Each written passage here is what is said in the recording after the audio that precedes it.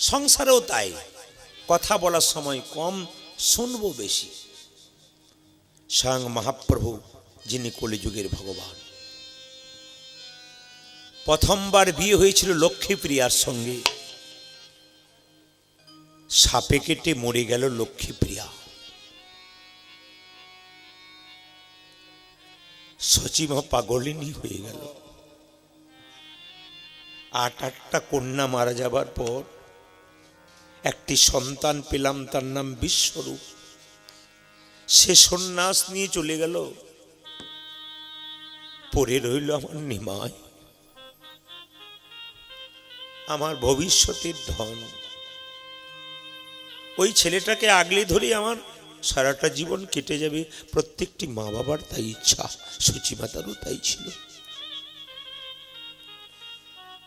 আবার চেষ্টা করলো, যদি কোনো রকমের ছেলেটার একটা বিয়ে দিতে পারি, শান্তিতে মরতে পারবো। প্রত্যেকটি মা বাবার যেমন আশা থাকে, আমার সচিমাতারও সেই আশা।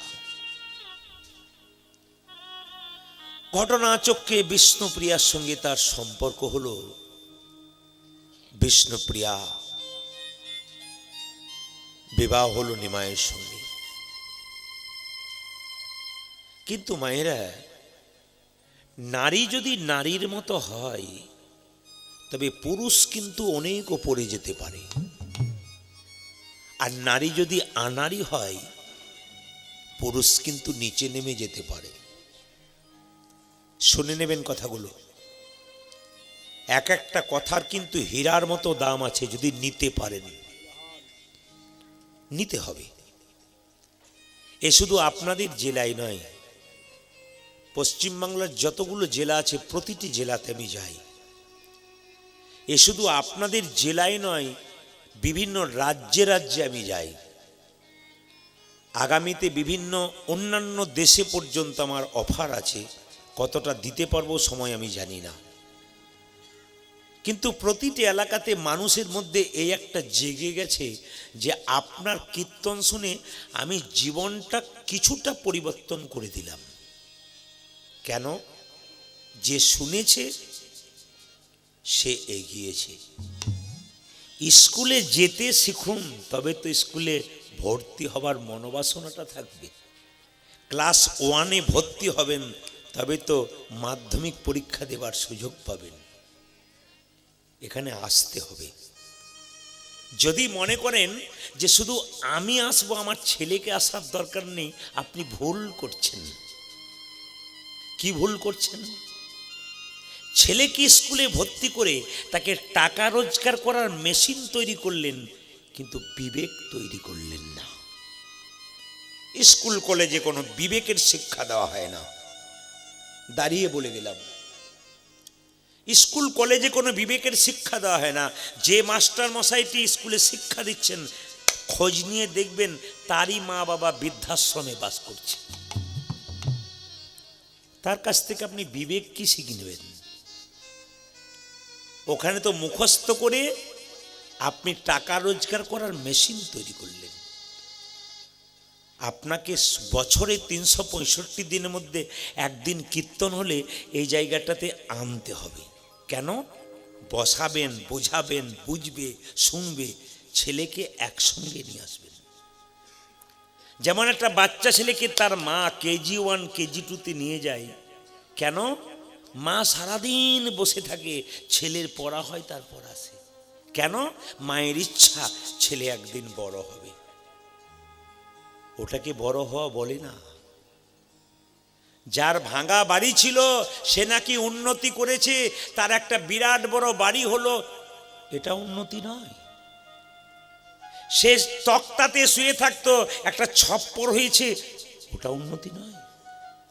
সে সাইকেলে চেপে বেড়াতো, এখন সে 4 চাকা পেয়েছে, ওটা উন্নতি নয়।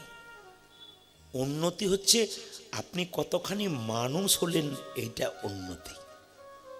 ওটা পাবার পর আপনি আবার অমানুষ হয়ে গেলেন না তো। ওটা পেয়ে গেলে কেউ যদি অমানুষ হয়ে যায়, ওটা পাওয়ার চাইতে না পাওয়াটাই ভালো ছিল। এমন পাবেন, ছেলেকে মানুষ করুন, পড়াশুনো করান, শিক্ষিত করান, চাকরি অবশ্যই পাবে, কিন্তু বিবেক শেখান। সকালবেলায় ঘুম থেকে উঠে মা তার ছেলেকে বলবে, খোকা একবার মন্দিরে প্রণাম কর, তোর দাদু ঠাকুমাকে একবার প্রণাম কর, আমাকে আর তোর বাবাকে একবার প্রণাম কর। যদি এই নীতি শেখাতে পারেন তবে কীর্তন শুনে লাভ আছে, নইলে লাভ নেই। মহাপ্রভুর কথাটা কাটতে পারবেন না।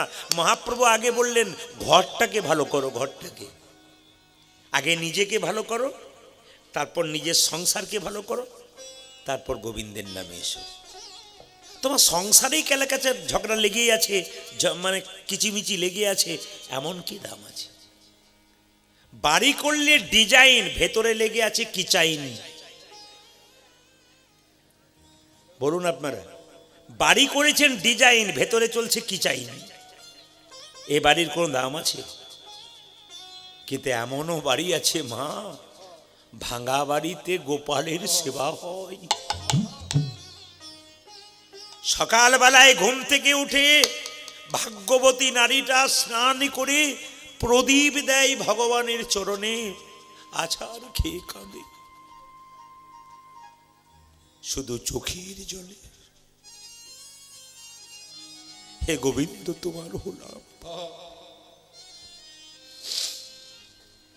গোবিন্দ তোমার হলাম বলে যদি দুফোঁটা চোখের জল ভগবানের কাছে পড়েন, আর আপনার দুঃখ থাকবে না, শুধু শান্তি আনন্দ পাবেন। ভগবান বললেন শুধু কাঁদো, কেঁদে কেঁদে ভেতরের ময়লাগুলো সব আমার চরণে দাও। সংসার ভবসাগর পার হতে গেলে আমার দায়িত্ব রইল তোমাকে পার করে দেব।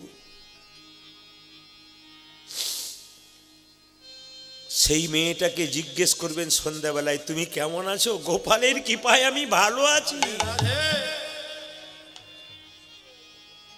আর যার 5 তলা বাড়ি, 6 তলা বাড়ি, এইদিকে এইদিকে এইদিকে এইদিকে বাড়িতে বিরাট ডিজাইন, ওকে জিজ্ঞেস করুন কেমন আছেন, টেনশন, খালি বলে টেনশন। কেন, কি হয়েছে?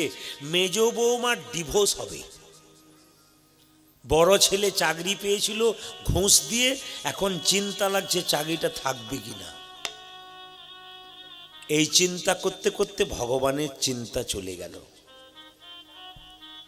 এই জন্য দিয়ে ধন দেখে মন, কেড়ে নিতে কতক্ষণ। মহাপ্রভু প্রত্যেকটা জীবের দ্বারে হরিনাম ধন দিলেন। পণ্ডিত বললেন শ্রী গৌরাঙ্গ প্রেমের ঠাকুর নবদ্বীপের পথ দিয়ে হরিনাম দিচ্ছেন। শ্রী গৌরাঙ্গ প্রেমের ঠাকুর নবদ্বীপের পথ দিয়ে হরিনাম দিচ্ছেন। কিভাবে যাচ্ছেন? শ্রী গৌরাঙ্গ প্রেমের ঠাকুর প্রেমে বেলাতে এলো নদী যাই। শ্রী গৌরাঙ্গ